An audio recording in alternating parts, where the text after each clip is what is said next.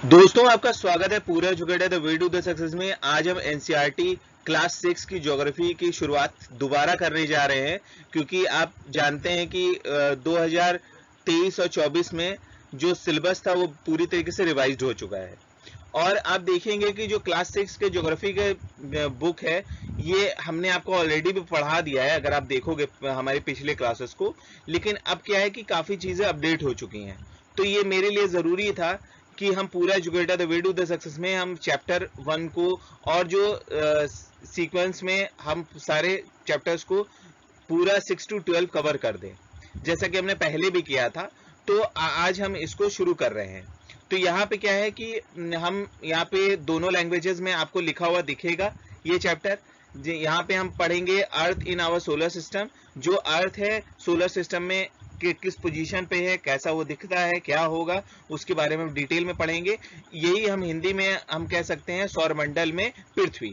तो पृथ्वी सौरमंडल में कैसी दिखेगी, ये हम दोनों लैंग्वेजेस में पैरेलली देखते चलेंगे। तो चलिए आगे हम बढ़ते हैं। यहाँ पे अगर ज्योग्राफी के पहले चैप्टर की बात करते हैं, अर्थ इन आवर सोलर सिस्टम, या हिंदी में हम कहें सौरमंडल में पृथ्वी। पृथ्वी सौरमंडल में कैसी दिखती है, तो सबसे पहली बात ये सौरमंडल क्या है, ये सोलर सिस्टम क्या है, इसको हम यहाँ पे समझेंगे। तो यहाँ पर आप ये देखिए, ये जो चैप्टर की शुरुआत है ये हम पहले भी कर चुके हैं और फिर से दोबारा करने जा रहे हैं।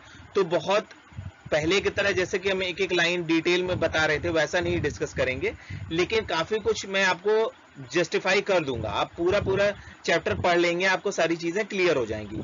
यहाँ पे देखिए स्टोरी शुरू हो रही है कि हम रात में अगर देखें तो हमको बहुत सारे तारे नजर आएंगे। तारों की बात करेगा, यहाँ पे चमकती हुई चीजें दिखेंगी जिसको हम तारा कहेंगे या हम स्टार्स कहेंगे।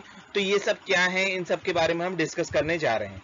तो यहाँ पे सबसे पहले हम बात करेंगे, अगर हम रात में देखें तो सबसे बड़ा जो चीज हमको आसमान में दिखती है वो क्या है, तो वो मून है और वो चंद्रमा है। हम बचपन से ही चंद्रमा से बहुत जुड़े हुए हैं, हम चंदा मामा कहते हैं और बहुत सारे इनके बारे में स्टोरीज पढ़ रखी है। तो इसके बारे में आज हम ज्योग्राफी में पढ़ने जा रहे हैं कि ये चंदा मामा का क्या फीचर है, कैसे ये चेंज होता है इसका शेप, ये सारी चीजों को हम देखेंगे। तो यहाँ पे देखिए एक समय ऐसा आता है जब हम आसमान में देखते हैं, जब चंद्रमा पूरा दिखाई देता है, फुल मून डे होता है, जैसा कि आपको यहाँ पे दिख रहा है फुल मून होगा। तो उसको हम क्या कहेंगे, फुल मून को हिंदी में उसको हम पूर्णिमा कहेंगे। उस दिन काफी लाइट रहेगी, आपको लाइट की जरूरत नहीं होगी, आप बिना लाइट के ही आप आसानी से देख पाएंगे चीजों को। लेकिन वहीं जहां पे आप फुल मून के दिन, पूर्णिमा के दिन, जहां पे सारी चीजें आप रात में बिना लाइट के देख सकते हैं, वैसे ही 15 दिन के बाद, फोर्थ नाइट के बाद आप देखेंगे दिन आएगा जिसको हम कहेंगे न्यू मून। नया क्या है, मून। क्योंकि जो मूवमेंट है आपको मैं बताऊंगा अभी कि 27 दिन का हमारा मूवमेंट होगा। 27 दिन में आप ये देखेंगे कि चेंजेस आते रहते हैं, मून में काफी चेंजेस आएंगी। तो यहाँ पर 15वें दिन के बाद आप देखेंगे कि वो जो मून आपको पूरा दिखाई दे रहा था वो अब बिल्कुल गायब हो चुका है। तो ये जो न्यू मून का होगा समय, इसको हम अमावस्या कहते हैं। इस समय हमको मून बिल्कुल नहीं दिखाई देता, चंद्रमा बिल्कुल रात में दिखाई नहीं देता है और हमको बाहर निकल के चीजों को देखने में काफी समस्याएं आती हैं, काफी दिक्कत होती है, हमको टॉर्च लेके निकलना पड़ता है। अब हम उसके बाद ये देखिए, जो हम मून के बारे में बात कर रहे हैं, यहाँ पे मून क्या है, मून देखिए एक सेलेस्टियल बॉडी है। अब ये सेलेस्टियल बॉडीज क्या है, कोई भी चीज जो कि अभी हम बता रहे थे कि रात में अगर आप देखेंगे तो कई चीजें आपको चमकती हुई दिखेंगी। तो जो भी चीज आपको चमकती हुई रात में दिखती है वो सेलेशियस बॉडी कहलाती है या खगोलीय पिंड कहलाएगी। देखिए दोनों हम पैरेलली लेके चल रहे हैं हिंदी इंग्लिश को, क्योंकि आप मेन क्या है, आप स्टोरी समझ जाते हैं लेकिन अपने लैंग्वेज में आप नहीं लिख पाते हैं, क्योंकि हम आपको इंग्लिश में अभी तक बता रहे थे। पहले जो हमारे वीडियोस आए थे उसमें हम इंग्लिश में पढ़ रहे थे, तो इंग्लिश के स्टूडेंट्स तो पढ़ ले रहे थे, लेकिन हिंदी वाले मुझे कह रहे थे कि मुझे दिक्कत हो रही है समझने में। तो हमने दोनों को पैरेलली अब रख दिया है कि आप आसानी से समझ सकें कि हम कौन से टॉपिक को डिस्कस कर रहे हैं। अब यहाँ पे देखिए सैलिशियस बॉडी में हमने मून को डिस्कस कर लिया है। पहला हमारा मून का हमने देख लिया। दो हमारे शेप होंगे, एक तो हमारा फुल मून होगा। फुल मून कैसा होगा, देखिए ऐसा गोलाई दिखेगी, ये हमारा फुल मून का पीरियड हो गया, पूर्णिमा का टाइम हो गया। और जब अमावस्या आएगी तो ये मून प्रेजेंट नहीं रहेगा, पहले दिन तो प्रेजेंट रहेगा और 15वें 16वें दिन आपको ये दिखाई नहीं देगा। और दूसरा सैलिशियस बॉडी कौन सी है, ये है स्टार्स। तो स्टार्स क्या है, देखिए स्टार्स में खुद की हीट होती है, खुद की हीट होगी, मतलब इसकी गर्मी होगी और इसकी खुद की लाइट होगी। इसमें हमको लाइट की जरूरत नहीं पड़ती, ये खुद की इनके पास लाइट होती है। तो यहाँ पे आप क्या देखेंगे, इनका खुद का प्रकाश होगा और क्या चीज होगी, इसमें ऊष्मा होगी, इनके गर्मी होगी। इसीलिए आप कभी भी तारों को रात में देखेंगे, तारा अगर रात में देखेंगे तो क्या होगा, वो सूरज की तरह चमकता हुआ दिखेगा। और आप ये भी जानते हैं कि जो सूरज है, जो सन है, वो क्या है, वो भी एक स्टार है। तो यहाँ पे जो सैलिशियस बॉडी है, यहाँ पे हमने मून को डिस्कस कर लिया है, हमने स्टार को डिस्कस कर लिया है। अब चलिए हम तीसरे सैलिशियस बॉडी को डिस्कस करते हैं। अब अगला हम जो सेलेस्टियल बॉडीज हैं वो है प्लैनेट्स, जो खगोलीय पिंड है, इसके बारे में हम अभी पढ़ेंगे। उससे पहले स्टार्स के बारे में और थोड़ा सा डिटेल में पढ़ लेते हैं, तारे के बारे में समझ लेते हैं। अगर देखिए हमको एक तारा दिख रहा है तो हम तो कह रहे हैं भाई एक तारा है, लेकिन अगर कई सारे तारे आपको एक साथ दिखते हैं, जैसे कि ये देखिए लड़की सहारा ले रही है तारे को देखने के लिए, अभी इसके बारे में हम अभी डिटेल में डिस्कस करेंगे। लेकिन अगर कोई तारे हैं जो कि एक शेप ले रहा है, हम कह सकते हैं उर्सा मेजर, जो कि काफी फेमस है, उर्सा मेजर या बिग बियर हम कहते हैं उसको। तो ये क्या है, तो यहाँ पे देखिए ये जब स्टार्स कई एक पैटर्न बना रहा है, कुछ एक शेप बना रहा है, उसको हम कॉन्स्टिलेशंस कहेंगे। क्लियर हो गया, कॉन्स्टिलेशंस कहेंगे। और कॉन्स्टिलेशंस को ही हिंदी में हम नक्षत्र मंडल कहेंगे। ठीक है, नक्षत्र मंडल क्या है, जब कई सारे स्टार्स एक पैटर्न बना ले रहे हैं। और इसका सबसे फेमस नक्षत्र मंडल कौन सा है, उर्सा मेजर है या बिग बियर है। और ये देखिए यहाँ पर ये लड़की नॉर्थ स्टार को देखने के लिए, अब ये नॉर्थ स्टार क्या है, पोल स्टार क्या है, तो ये नॉर्थ पोल को रिप्रेजेंट कर रहा है ये स्टार। ये परमानेंटली नॉर्थ में ही प्रेजेंट रहता है। तो ये अगर नॉर्थ में रहेगा तो पहले आप जानते हैं कि हमारे पास क्या था, कंपास नहीं हुआ करता था, कोई चीज नहीं थी जिससे हम डायरेक्शन पता कर सके। तो उस समय पहले जो एंशिएंट पीपल हुआ करते थे, अगर हम वास्को डी गामा की बात करें या और भी पहले की बात करें, जब हम डायरेक्शन ही नहीं जानते थे, वो लोग क्या है, वास्को डी गामा के भी टाइम में हम ये जानते हैं कि उन्होंने कंपास का यूज किया था। लेकिन उनसे पहले जो भी थे, फर्नाद मिलांगन है, बहुत सारे ऐसे ज्योग्राफर्स हैं जो कि वंडरिंग करने गए थे, घूमने गए थे, डायरेक्शन को समझने गए थे, तो वो नहीं बता पा रहे थे कि अर्थ कहाँ पे खत्म हो रहा है। तो यहाँ पर आप ये समझिए कि ये नॉर्थ स्टार वहां पे कितना इंपॉर्टेंट होगा डायरेक्शन को समझने के लिए। ये एक परमानेंट रहता था नॉर्थ में, इसीलिए हम उसको पोल स्टार भी कहते थे, नॉर्थ पोल को रिप्रेजेंट करता था। ठीक है, तो ये हमारे स्टार्स के बारे में है।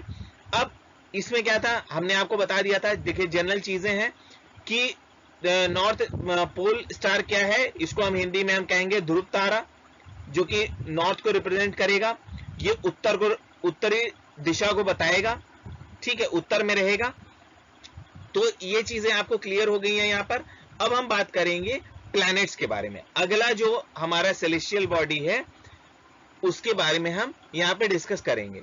तो यहाँ पे देखिए जैसे स्टार्स के बारे में हमने पढ़ा था, तो स्टार्स क्या थे, स्टार्स में खुद की लाइट थी, वो खुद की उनकी एनर्जी थी। लेकिन इसमें क्या है, हमको जो ग्रह हैं, जो हमारे प्लैनेट्स हैं, इसमें क्या है, खुद की ऊष्मा नहीं है, प्रकाश नहीं है, ठीक है, उसकी खुद की एनर्जी नहीं है और लाइट नहीं है। ये सबसे इंपॉर्टेंट चीज है इसके लिए कि आप डिस्टिंग्विश कर सकें कि स्टार्स और प्लैनेट में क्या डिफरेंस है। तो अब ये डिफरेंस आपको समझ में आ गया कि भाई इनका खुद का लाइट नहीं होगा और इसमें क्या होगा, ये लाइट नहीं है और इनके पास हीट भी प्रेजेंट नहीं होगी अपनी, तो ये कहीं ना कहीं से लेंगे, तो ये स्टार से लेते हैं। और हमारे जो सोलर सिस्टम है, जो कि हम अभी पढ़ेंगे, अभी देखिए यहाँ पे डिटेल में हम यहाँ पे सोलर सिस्टम को पढ़ेंगे, लेकिन सोलर सिस्टम में इंपॉर्टेंट हमारा सन है जो कि स्टार है, उसके बारे में हम डिस्कस करेंगे। यहाँ पे प्लैनेट्स, जो प्लैनेट जो वर्ड है ये ग्रीक वर्ड है, यहाँ पे ये ग्रीक शब्द से लिया गया है प्लैनेट, ये प्लेजेंटाई, ठीक है, प्लेजेंटाई शब्द से लिया गया है। ये प्लेजेंटाई जो शब्द है इसका मतलब क्या हुआ, इसका मतलब हुआ वंडरर, ये भ्रमण करने वाला, ठीक है, इसका अर्थ है भ्रमण करने वाला। ये किसके भ्रमण करेगा, किसके चारों तरफ घूमेगा, आप जानते हैं ये सन के चारों तरफ घूमता है। तो ये जनरल चीजें हमको यहाँ पे समझ में आ गई हैं। अब यहाँ पर मून के बारे में अगर हम बात करें, हमारे पास एक लौता सैटेलाइट है, हमारे पास एक लौता यहाँ पे नक्षत्र है जो कि हमारे अर्थ के चारों तरफ घूमता है। और यहाँ पे एक चीज मैं आपको आगे भी स्लाइड में बताऊंगा जब इसका पिक्चर आएगा आपके सामने। यहाँ पर उससे पहले हम यहाँ पे समझ लेते हैं, देखिए सोलर सिस्टम क्या है, सन, यहाँ पे 8 प्लैनेट, पहले 9 थे, प्लूटो हट चुका है 2006 में, वो भी मैं बताऊंगा। यहाँ पे सैटेलाइट्स जो कि हमारे अलग अलग प्लैनेट्स के कई सारे सैटेलाइट्स हैं वो, और इनको छोड़ के कई सेलेस्टियल बॉडीज जैसे कि एस्टेरॉइड्स, मेटियोर्स, ये सारी चीजें हम यहाँ पर देखेंगे। तो यहाँ पर आप ये समझ पा रहे हैं कि हमारा जो सोलर सिस्टम है उसके सेंटर में क्या है, सन है। तो सन हेड ऑफ द फैमिली है, वो सेंटर में है, इसीलिए हम इसको सोलर सिस्टम कहते हैं। और इसका खुद की एनर्जी होती है, वो खुद को, जो सन है, सारे प्लैनेट्स को, सारे मेटियोर्स को, सारे एस्टेरॉइड्स को, जो भी आसपास में जो भी ऑब्जेक्ट हैं उसको वो अट्रैक्ट करता है, इसीलिए ये लीडर है, इसके चारों तरफ सब घूमते रहते हैं। ये जनरल चीजें आपको समझनी होंगी और यही आपका सोलर सिस्टम को फॉर्म करता है। यहाँ पे एक इंटरेस्टिंग फैक्ट मैं बता दूं, देखिए मिस कर जाऊंगा मैं, कि यहाँ पे देखिए जो जुपिटर है, यहाँ पे सैटर्न है और यूरेनस है, ये जो 3 आपके सैटेलाइट्स हैं, इनके खुद की रिंग होती है, इनके चारों तरफ एक छल्ला नुमा बना रहता है, रिंग बना होता है। और ये आप अगर बहुत पावरफुल, अगर आप टेलीस्कोप से देखेंगे तभी ये रिंग दिखाई देगा। तो कभी कभी क्वेश्चन में पूछ सकता है कौन से सैटेलाइट्स हैं जिनके चारों तरफ आपको छल्ले दिखते हैं, तो यहाँ पे जुपिटर है, सैटर्न है और यूरेनस है, ठीक है। यहाँ पे हिंदी में हम कह सकते हैं, यहाँ पे बृहस्पति, शनि और यूरेनस, यूरेनस को हम हिंदी में भी यूरेनस ही कहते हैं। तो यहाँ पर इनके भी चारों तरफ हम कह सकते हैं जो है यहाँ पे छल्ले दिखाई देते हैं, ठीक है। तो यहाँ पे ये चीज आपको क्लियर हो गई है।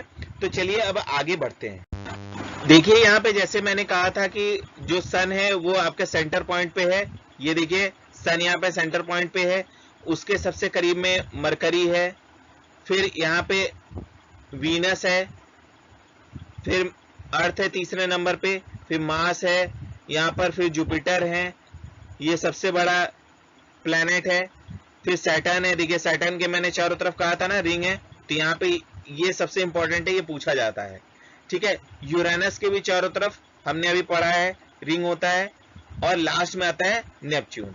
और प्लूटो आप जानते हैं कि भाई प्लूटो हट चुका है 2006 में, तो इसके बारे में हम अभी डिटेल में डिस्कस करेंगे, तो इसका भी कोई जरूरत नहीं है। ये आप देखिए ये पोजीशन है, और मार्स और जुपिटर के बीच में, देखिए मार्स और यहाँ पे जुपिटर के बीच में एक एस्टेरॉइड बेल्ट है, ये बहुत इंपॉर्टेंट है, ये आपसे कभी भी पूछा जा सकता है। मार्स और जुपिटर के बीच में जो बेल्ट है उसको हम क्या बोलते हैं, एस्टेरॉइड बेल्ट बोलते हैं। इसके बारे में अभी हम डिस्कस करते हैं, तो चलिए देखते हैं।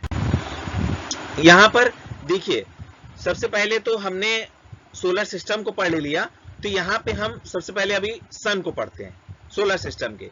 तो सन को अगर हम देखेंगे तो ये centre of the solar system है, यहाँ पे centre of the solar system केंद्र में है, ठीक है, हिंदी में साथ साथ चल रहे हैं हम लोग। और ये काफी बड़ा है, ह्यूज है, और काफी इसके एक्सट्रीम गैसेस हैं, हॉट गैसेस हैं, काफी इसमें हीट है। तो यहाँ पर आप देखेंगे गर्म गैसों से भरा हुआ है ये, अत्यधिक गर्म है ये। और यहाँ पर ये जो सोलर सिस्टम है ये क्या है, इसमें पुलिंग फोर्स है जो बाइंड करता है सोलर सिस्टम को। सन में बाइंड सिस्टम है, फोर्स है जो कि अपने तरफ अट्रैक्ट करता है, अपनी तरफ खींचता है। तो इसके यहाँ जो सन है वो क्या है, उसमें खिंचाव बल है जो अपनी तरफ सारे प्लैनेट्स को, सारे जो भी ग्रह हैं उनको अपनी तरफ खींचता है, इसीलिए उसमें बाइंडिंग फोर्स बनी हुई है। और अगर सन की बात करें कि सन अर्थ से कितना दूर है, तो ये 150 मिलियन किलोमीटर्स अवे है हमारे अर्थ से। तो ये काफी इंपॉर्टेंट है, ये चीजें एग्जाम में पूछी जाती हैं, काफी ज्यादा पूछा जा चुका है। बहुत पहले ये आईएएस में भी पूछा गया था और पीसीएस में तो ये कई बार पूछा जा चुका है। तो स्टेट क्वेश्चन यहीं से पूछे जाते हैं। ये हिंदी में अगर कहें तो लगभग ये 15 करोड़ किलोमीटर दूरी पर है, ठीक है, अर्थ से, पृथ्वी से। अब अगर हम यहाँ पे प्लैनेट्स की बात करें तो प्लैनेट्स में अभी आपको मैंने बताया कि 8 प्लैनेट हैं। इसमें अगर हम सीक्वेंस की बात करें तो ये अभी हमने आपको बता दिया है, मरकरी, वीनस, अर्थ, मार्स, जुपिटर, सैटर्न, यूरेनस और नेपच्यून। ये सन से डिस्टेंस लिया गया है। सन की दूरी से सबसे पहले मरकरी आती है और सबसे आखिर में आता है नेपच्यून। तो इसको आप याद कर लीजिएगा। ये देखिए शॉर्टकट यहाँ पे तरीका भी दे रखा है, इसको बहुत बताने की जरूरत नहीं है, ये याद करने वाली चीज है। और यहाँ पर देखिए जो ये 8 प्लैनेट्स हैं, अगर ये मान लीजिए हमारा ये सन है, तो अगर ये सन है तो सन के चारों तरफ जो ये रेखाएं बनी हुई हैं जिसपे ये प्लैनेट्स दौड़ रहे हैं, इसको हम क्या बोलते हैं, इसको हम ऑर्बिट्स बोलते हैं, ठीक है। इसको हम क्या बोलते हैं बताइए, इसको हम क्या बोलते हैं, बोलिए।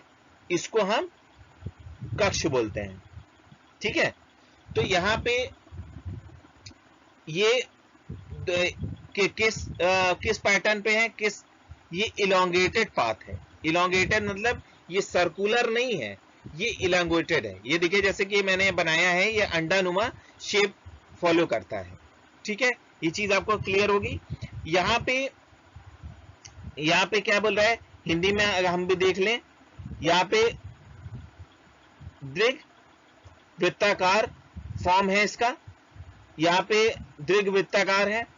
इसको आप बिल्कुल याद कर लीजिएगा। ये जो टर्मिनोलॉजी है ये बहुत इंपॉर्टेंट है ज्योग्राफी की, ठीक है, इसको आप भूलिएगा नहीं। फिर यहाँ पर हम अब बात कर रहे हैं यूरेनस की। यूरेनस काफी इंपॉर्टेंट है। यूरेनस हमारा अर्थ का ट्विन सिस्टर है, अर्थ की तरह ही दिखता है, इसीलिए ये काफी इंपॉर्टेंट है। और मरकरी के बारे में अगर हम बात करें तो मरकरी में क्या है कि ये नियरेस्ट है और कुछ नहीं है।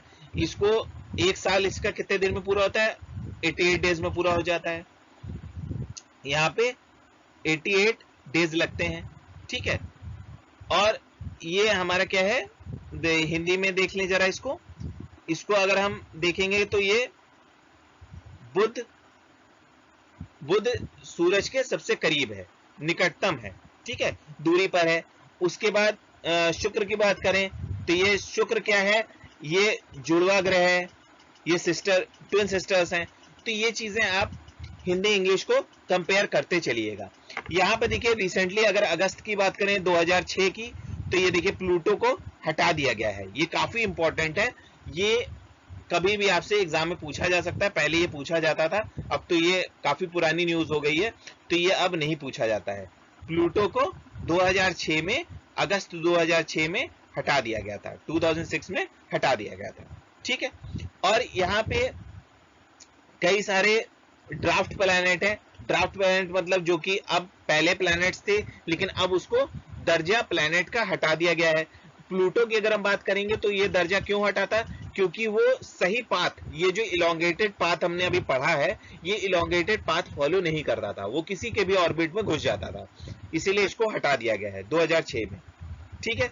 और सीरीज 2003 UB 313 ये हमारा सेलेस्टियल ऑब्जेक्ट है जो कि प्लूटो के तरह ही है, दूसरा सेलेस्टियल बॉडी है। बहुत सारे हमारे अर्थ के चारों तरफ, या हम यूनिवर्स में कह सकते हैं बहुत सारे ऐसे सेलेस्टियल बॉडीज मूव करते रहते हैं, लेकिन जो हमारे करीब होते हैं, अर्थ के पास में होते हैं, वही हमारे लिए पढ़ने के लिए ज्यादा इंपॉर्टेंट है। तो यहाँ पे देखिए, अब थोड़ा सा अगर हम अर्थ को अभी रोक देते हैं, अभी अर्थ को समझने से पहले थोड़ा सा हम देख लें कि ये जो सोलर सिस्टम है ये कहां से आया। तो ये रोमन मैथोलॉजी के हिसाब से, रोमन मैथोलॉजी आपका पौराणिक रोमन कहानियों के हिसाब से अगर देखा जाए तो सोल जो है ये सोलर गॉड कहे जाते हैं, सन गॉड कहे जाते हैं। ठीक है, सोल किसको कहा जाता है रोमन मैथोलॉजी में, ये सन गॉड को कहा जाता है। और इसीलिए जो सोलर सिस्टम है, सोलर सिस्टम में देखिए सोल आ रहा है स्टार्टिंग में, सोलर, तो इसीलिए हम यहाँ पे हेड ऑफ फैमिली किसको मान रहे हैं, सन को मान रहे हैं। ठीक है, यहाँ पर देखिए चीजों को पढ़ते रहिए, ये बहुत इंपॉर्टेंट है, यहाँ पे मिस मत करिएगा, ये कॉम्पिटिटिव एग्जाम्स के लिए इंपॉर्टेंट है, और जो आपको टॉपिक बता रहा हूँ ये क्लास के लिए इंपॉर्टेंट है। यहाँ पे जो वर्ड के ओरिजिन है, यहाँ पे देखिए जियो जो शब्द है अर्थ से रिलेटेड है, अगर हम इसमें लॉजी जोड़ देंगे तो हम यहाँ पे अर्थ की स्टडी करेंगे, और यहाँ पे जियोमेट्री अगर जोड़ देंगे तो यहाँ पे हम मेजरमेंट करेंगे अर्थ की, और अगर जियोइड कर देंगे तो ऑइड अगर शब्द जोड़ देंगे तो ये अर्थ के जैसा हो जाएगा। तो ये तीनों शब्द जो है बहुत इंपॉर्टेंट है, और ये शब्द जो है ये ग्रीक वर्ड से लिया गया है जो कि है जी। ठीक है, जी का मतलब होता है अर्थ। ठीक है, और ग्राफिया, ग्राफिया का मतलब है राइटिंग। तो अर्थ की राइटिंग जो होगी वो हमको क्या कहेगी, जियोग्राफी होगी।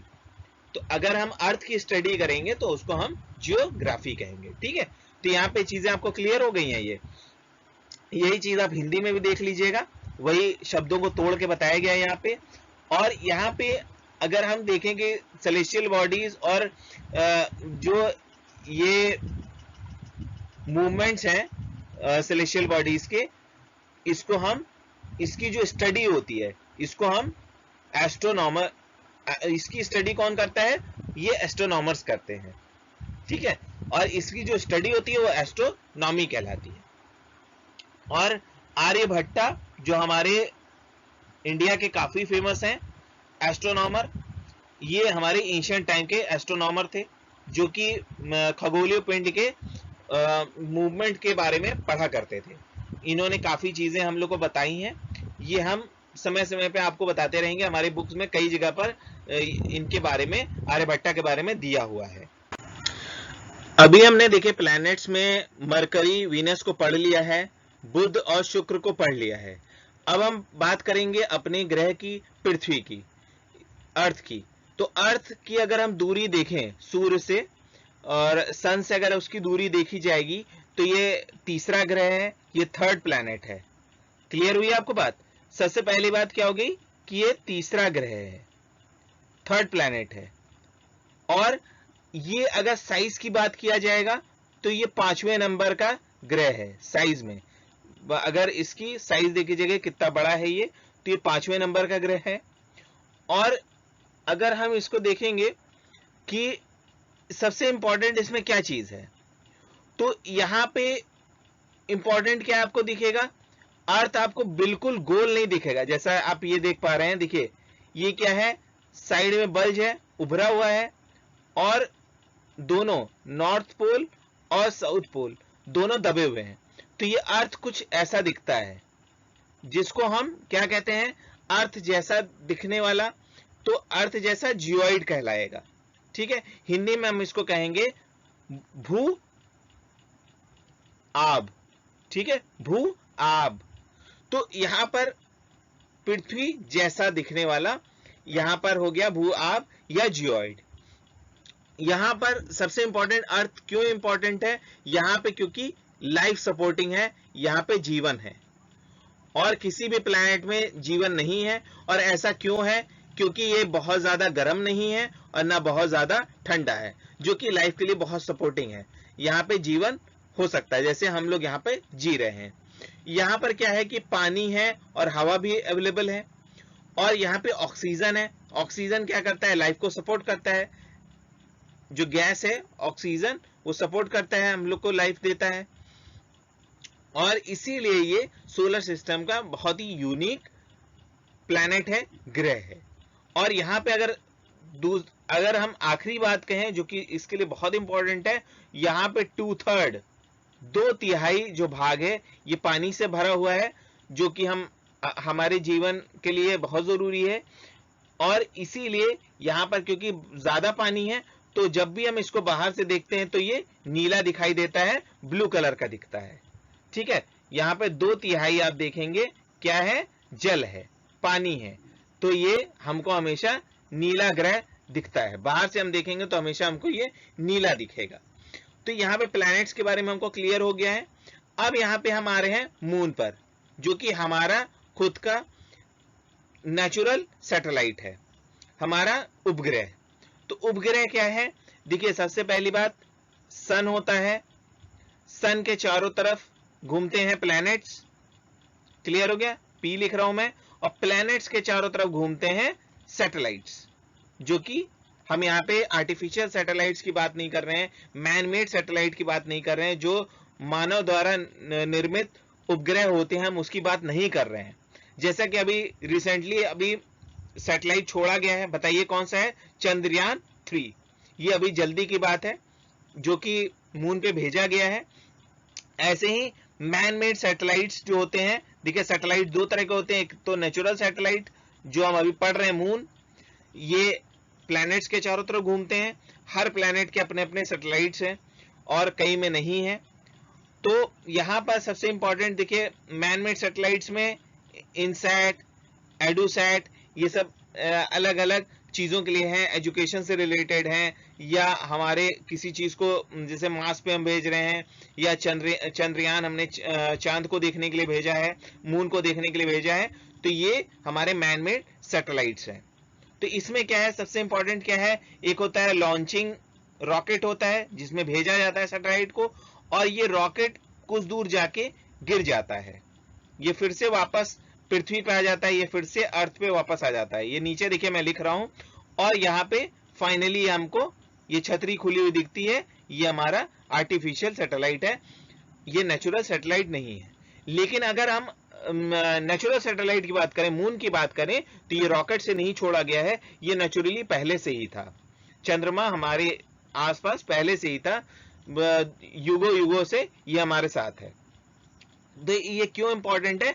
क्योंकि इसका जो डायमीटर है, जानते हैं ना डायमीटर, तो डायमीटर जो है ये अर्थ का 1/4 है।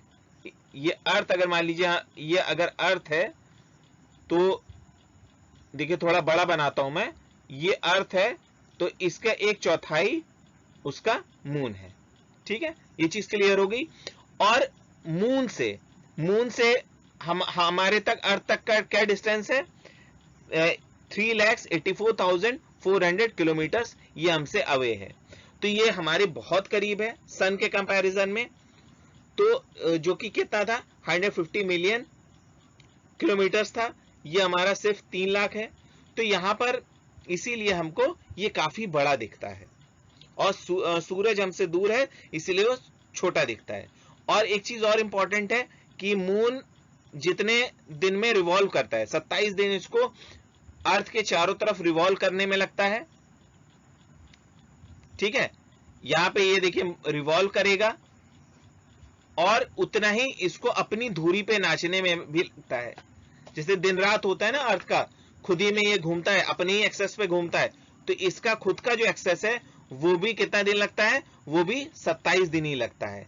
और इसके कारण क्या होता है? रिवॉल्यूशन और रोटेशन दोनों 27 दिन का है। इसीलिए जब हम मून को देखेंगे तो हमेशा हमको मून का वन साइड दिखता है, एक ही साइड दिखता है। मून का हमको पूरा मून एक साथ नहीं दिखता है, क्योंकि वो 27 दिन टोटली लेता है रिवॉल्यूशन और रोटेशन का। ठीक है, ये चीज क्लियर हो गई।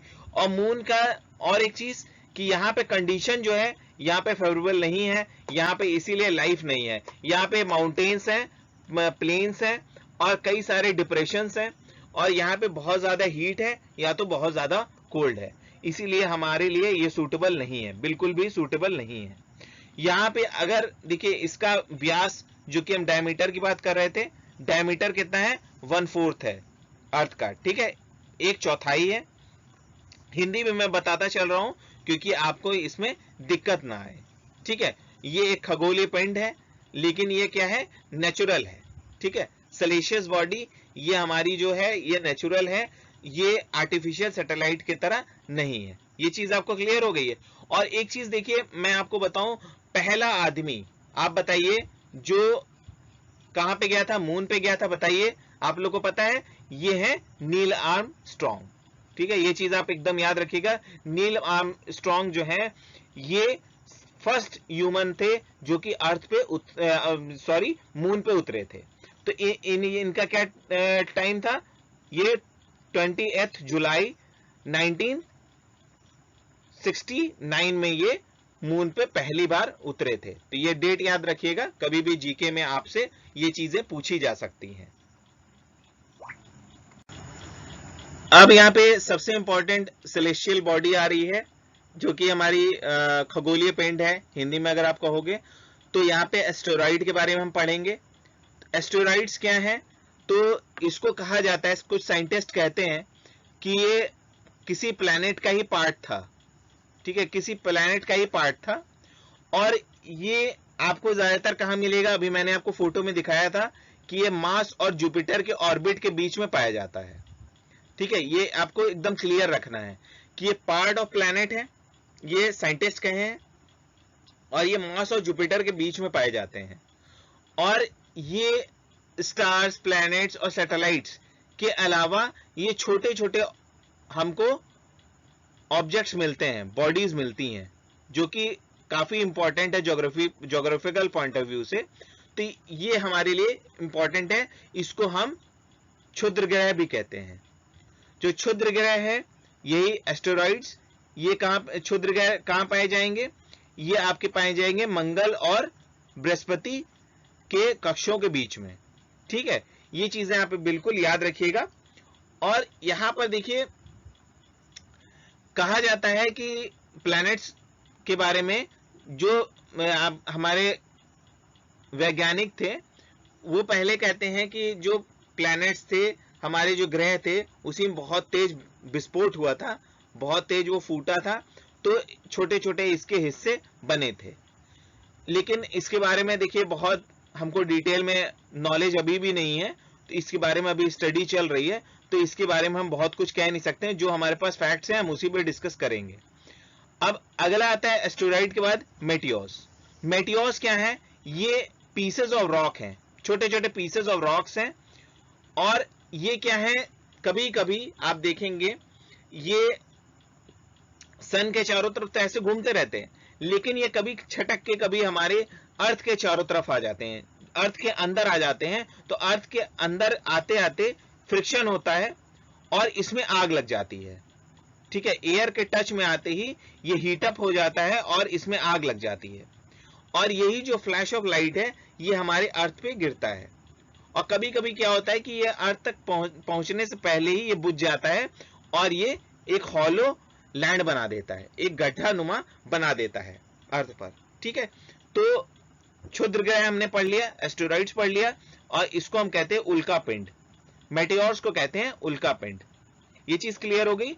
छोटे छोटे टुकड़े हमारे प्लैनेट्स के, ग्रहों के छोटे छोटे टुकड़े जो थे ये हमारे एस्टेरॉइड्स कहला रहे थे। और छोटे छोटे टुकड़े अगर पत्थर के होंगे, रॉक के होंगे, तो वो होंगे तुम्हारे उल्का पिंड, ठीक है। दोनों में क्लियर रखिएगा, ये पार्ट ऑफ प्लैनेट है, ये प्लैनेट्स का पार्ट है क्षुद्र ग्रह, और ये रॉक का पार्ट है, एकदम याद रखिएगा, रॉक्स का पार्ट है ये। तो एकदम आपको अब प्रॉब्लम नहीं होनी चाहिए। अब इसमें देखिए ये तो क्लियर हो गया हमको कि एस्टेरॉइड्स क्या है, मेटियोर्स क्या है। अब अगला है हम पढ़ेंगे गैलेक्सीज के बारे में। तो गैलेक्सीज क्या है, गैलेक्सीज देखिए जब बहुत सारे प्लैनेट हमारे आसपास में प्लैनेट्स हैं, स्टार्स हैं, लेकिन क्लस्टर ऑफ स्टार्स, स्पेशली अगर हम स्टार्स की बात करें, जब बहुत सारे मिलियंस ऑफ स्टार्स रहते हैं, उसके क्लस्टर को हम क्या बोलते हैं, उसको हम गैलेक्सी बोलते हैं, ठीक है, ऐसे ही हमारी जो गैलेक्सी है, अर्थ की जो गैलेक्सी है, हम इसको कहते हैं मिल्की वे गैलेक्सी।